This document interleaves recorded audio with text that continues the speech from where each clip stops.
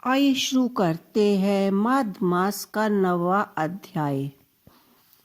यमदूत जी कहने लगे कि मध्य यहाँ के समय आए हुए अतिथि मूर्ख, पंडित, वेद पाठी या पापी कोई भी हो, ब्रह्मा के समान है, जो रात्रि के थके हुए भूखे ब्राह्मण को अन्न जल देता है। मध्य यहाँ के समय जिसके घर आता हुआ अतिथि निराश नहीं जाता, वह स्वर्ग का वासी होता है। अतिथि अर्थात बराबर कोई नहीं, धन संपत्ति तथा हित नहीं है। बहुत से राजा और मुनि अतिथि सत्कार से ब्रह्मलोक को प्राप्त हुए हैं। जो एक समय आलस्य से भी अतिथि का भोजन करा दे, वह यमद्वार नहीं देखता। केसरी ध्वज से वैश्वत देव ने कहा है कि जो कोई इस कर्म भूमि मृत्यु लोक से स्वर्ग लोक जाने की इच्छा रखता हो, वह अन्न का दान करे। दूत कहते हैं कि यमराज कहते हैं, अन्न के बराबर दूसरा कोई दान नहीं होता। जो गर्मियों में जल, सर्दियों में ईंधन और सदैव अन्न का दान करते हैं, वे कभी यम के दुख नहीं उठाते। जो अपने किसी किए हुए पापों का प्रायश्चित करते हैं, वे नरक को नहीं देखते, और प्रायश्चित न करने वाला मनुष्य नरक में जाता है।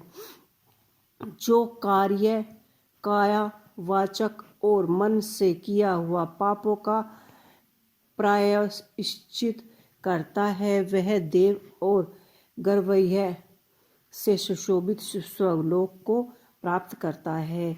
जो नित्य ही व्रत, तप, तीर्थ करता है और जितेंद्रिय है, वह अब भयंकर यम को भी नहीं दिखाई देता।